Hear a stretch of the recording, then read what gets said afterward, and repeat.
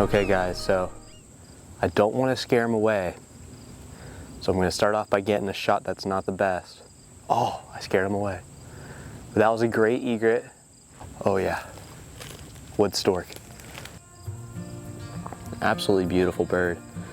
I know they might not look like the prettiest, but in my opinion they're gorgeous just because of how they're designed. I mean, you can't tell me dinosaurs did not walk this earth after taking a good look at that thing.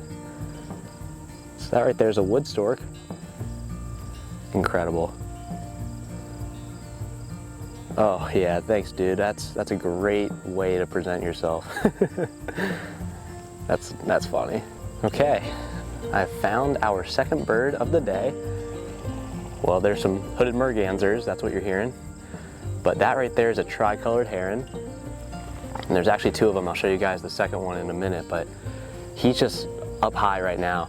Probably just because he likes to look around and make sure he can see everything around him so there's no bobcats or raccoons trying to sneak up on him. And there's another one that's in the water right next to him that I'll show you guys too. That's actually feeding, so let's pan down to that little dude. He is just kind of enjoying himself right now, grooming himself, maybe has a full belly already. But these are some of my favorite birds. They're a smaller heron species. You guys are probably familiar with the great blue heron. These ones are significantly smaller than those. They're probably more of like a little blue heron size, I would say, maybe slightly larger than the little blues, but they're very impressive birds. Just take a look at those colors on them. Right here we've got some egrets and a tricolored heron. Tricolored heron just spooked off and now they're aware of me. There is, yeah, I think these are all snowy egrets from what it looks like. Juvenile little blue herons look exactly like a snowy egret, but there's just a few differences with the colors of their legs and their face. But these guys are looking like snowies to me, all snowy egrets. And they're just chilling on that log. Doesn't really look like they're feeding. I think they're just relaxing, taking it easy, stretching it out. Very entertaining birds to watch. They have so much sass. They're just funny. But right now they seem to be cooperating. No conflict at the moment. But when food starts moving in, they'll start squawking at each other, pecking at each other. Man, they're funny.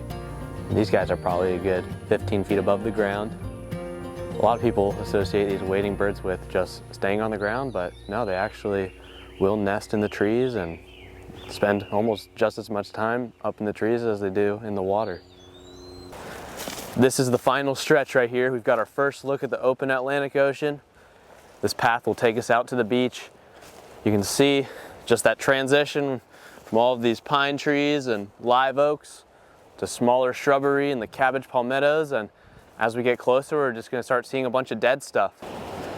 Now we have transitioned from the maritime forest back onto the beach, and we're gonna spend a little more time exploring the Boneyard. There's a lot to see out this way, and it's gonna be beautiful. It's gonna be just a spectacular sight. There's nothing quite as dynamic and striking as a Boneyard beach. When it comes to landscape and geography, it feels like something out of a movie. It's very artistic and rugged. Yeah, now I gotta walk back to the camera after getting that shot.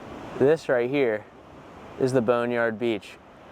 I got it on the tripod still. I'm being lazy.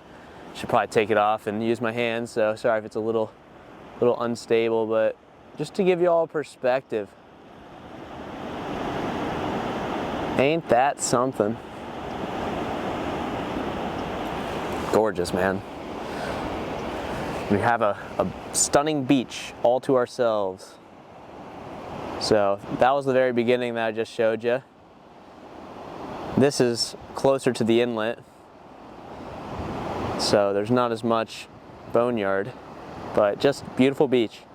Take a look at this big old structure right here. So that's actually a German U-boat lookout tower from World War II, which is crazy. I mean, there's 500 of those that were built up and down the East Coast at one point, and now there's only a few that are standing. They're not used for anything. They're just pretty much a navigational aid. So if you're out in the ocean and you see that big old lookout tower, you know where you are. We made it. We're here at the Boneyard. It's a great place to be. It's a beautiful place to be. But I want to look for little critters, you know? All these little tidal pools. I mean, there's not a lot of tidal pools right now. It's a high tide, but these little trees, and there's a little creek system that heads up this way. We might find some starfish. We might find some clams, mussels, all that exciting stuff. I know you're thrilled. That's a Forbes sea star right there. I'll go grab some underwater footage of these fellas for you, because I know you're gonna wanna see them. We actually don't have any conchs in the Carolinas. What we have are whelks.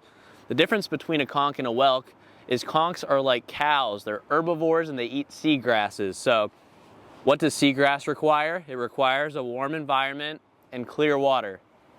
What we have is cold water in the winters, and our water is not clear during the summers because we have tons of phytoplankton in the water and sediment and stuff that sunlight can't really penetrate through quite as efficiently to get to the bottom so seagrass can grow and photosynthesize.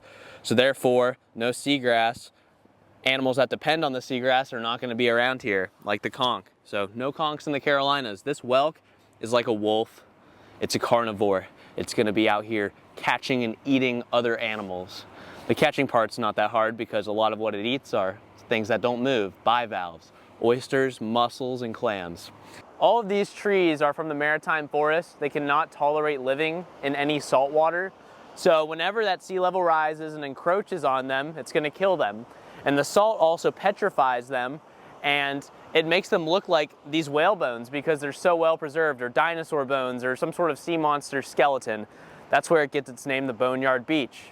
And the sun's gonna bleach them out, so most of these trees kind of turn into a light brown or even white, like a bone. We're standing on the front of the island right now on the beach, but you go back a few hundred years ago, this could have been the back of the island, and the rest of it would have extended out that way. We've just seen everything moving inland.